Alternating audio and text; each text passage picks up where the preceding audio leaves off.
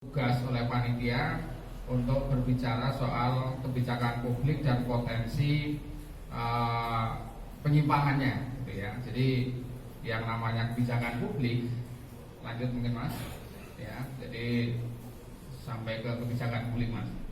Kebijakan publik itu kan potensi-potensi penyimpangan tetap ada, walaupun sebenarnya bisa jadi pemangku kepentingan yang mempunyai policy, ya, ini sebenarnya mempunyai tujuan yang baik, ya.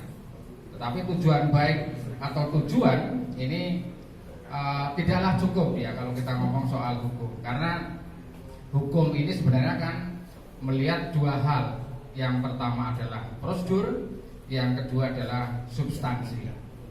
Prosedur ini adalah bagaimana tata cara siapapun yang mempunyai kewenangan untuk membuat kebijakan publik ini bisa melaksanakan sesuatu itu sesuai dengan prosedur yang ada. Negara kita mengatur apa yang namanya kekuatan hukum tertinggi ini adalah di Undang-Undang Dasar 45, ya. Makanya kalau misalnya ada undang-undang yang bertentangan dengan Undang-Undang Dasar 45, ini ada mekanisme yang namanya judicial review. Nah, judicial review untuk undang-undang yang bertentangan dengan Undang-Undang Dasar 45 ini adalah di Mahkamah Konstitusi. Sementara kalau misalnya kita bicara apakah aturan-aturan di bawah undang-undang ini juga harus selaras dengan aturan Undang-Undang Dasar dan Undang-Undang, saya katakan iya, ya.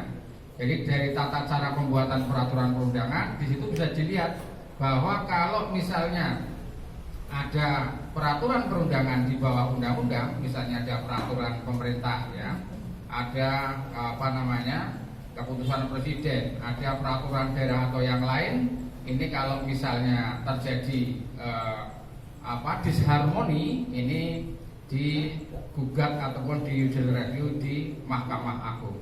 Jadi perbedaannya ini adalah kalau misalnya bertentangan dengan Undang-Undang Dasar, ini ngujinya itu adalah di Mahkamah Konstitusi. Sementara kalau misalnya ini terkait dengan bagaimana bertentangannya dengan undang-undang, ya, entah itu tadi saya katakan peraturan presiden, keputusan presiden, peraturan daerah provinsi, peraturan daerah kabupaten kota, ini ngujinya adalah di Mahkamah Agung. Jadi memang sudah ada jalannya sendiri-sendiri. Nah, terkait dengan hal itu Bapak sekalian, setiap kebijakan ataupun apa yang dilakukan oleh pejabat publik, ya, itu di tingkat atau di semua tingkatan, saya kira itu pun, ya, itu harus sesuai dengan ketentuan peraturan perundang-undangan yang berlaku, ya. Tidak boleh misalnya seorang pejabat publik itu dia melakukan sesuatu walaupun tujuannya baik tetapi prosedurnya tidak diikuti, ya. Jadi hal-hal seperti itu, makanya saya katakan di dalam makalah saya, ya, yang terkait dengan kebijakan publik ini ada beberapa referensi, ya, dari misalnya saya ambil dari menurut Toha, ini seorang pakar juga, ya. Jadi kebijakan publik ini merupakan tindakan sadar yang dilakukan dengan tujuan untuk tercapai tujuan dibanding dengan tindakan yang dilakukan, gitu, ya. Jadi yang dilakukan itu adalah sesuatu yang memang tujuannya baik dari depan. Jadi para pakar ini pun sudah mencoba melihat itu, dikecilkan sedikit, teman. Ininya zoomnya ini dikecilkan supaya sana itu bisa dilihat semua. Ya. Yang kedua itu hakikatnya adalah kegiatan yang dilakukan memiliki pola dan ini biar kecil Mas, biar utuh gitu. Di ininya boleh nggak?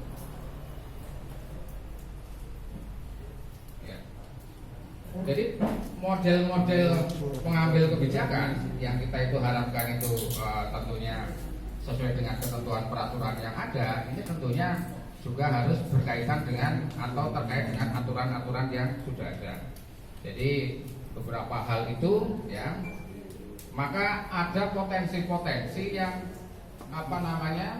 untuk melakukan kebijakan publik, ini potensi penyalahgunaan kewenangan atau yang namanya abuse of power. Mungkin saya lihat di ini yang sudah ditegaskan lagi oleh Dr. Teguh Purnomo, potensi abuse of power, penyalahgunaan kewenangan yang memang sangat mungkin dilakukan oleh pejabat publik. Ini yang dikaji pada siang hari ini dalam halaqah akademik Sekolah Tinggi Ilmu Syariah Kebumen. Terutama latar belakang penyelenggaraan ini adalah ketika Bupati melakukan kebijakan, membuat kebijakan pengubahan jalur jalan menjadi searah, membongkar bangunan-bangunan yang sudah ada, memberi nama jalan yang tidak didasari aturan-aturan. Itu yang hendak dikritisi, dikaji pada saat sekarang. Dan seperti kemarin saya sudah sampaikan, pada saat jadi kebijakan publik ini merupakan tindakan sadar yang dilakukan dengan berorientasi gerakan bongkar arogansi kekuasaan, melakukan dialog dengan DPRD, diberikan penegasan orang yang bahwa melakukan kebijakan publik, pengumuman yang melakukan penggantian nama jalan ini memang dari harus awal sebatas dari dilakukan pengumuman dengan sadar, bupati. dan itu memang harus sistematik ya.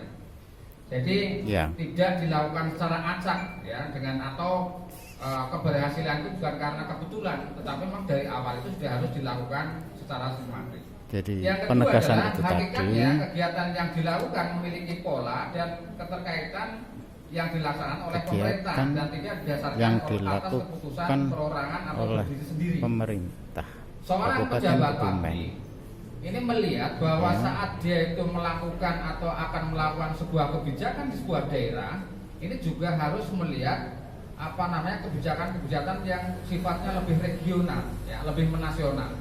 Jadi nggak bisa misalnya Nyun Sewu, seorang camat ya, Bulis itu melakukan kebijakan di kecamatan sendiri tanpa melihat misalnya kebijakan bupati atau gubernur. Ini nggak boleh, ya nggak bisa. Nah, oleh karena itu saya kira ini penting untuk kita ketahui sebagai dasar bersama. Ya, Yang ketiga itulah adalah dasar kebijakan mengapa publik ini terkait dengan ketika tindakan sadar dan Bupati tertentu mengambil yang dilakukan kebijakan oleh pemberian pemerintah nama untuk jalan mencapai tujuan pada tidak bidang didasari tertentu. aturan-aturan Yang yang terukur, terarah, di dengan atasnya, tujuan, itulah bidang tertentu ini saya kira salah satu juga dasar memang pemikiran dari tujuan awal, ya. mengapa Terus Bupati yang keempat, itu kebijakan publik ini disebut dimungkinkan melanggar bersifat aturan, positif.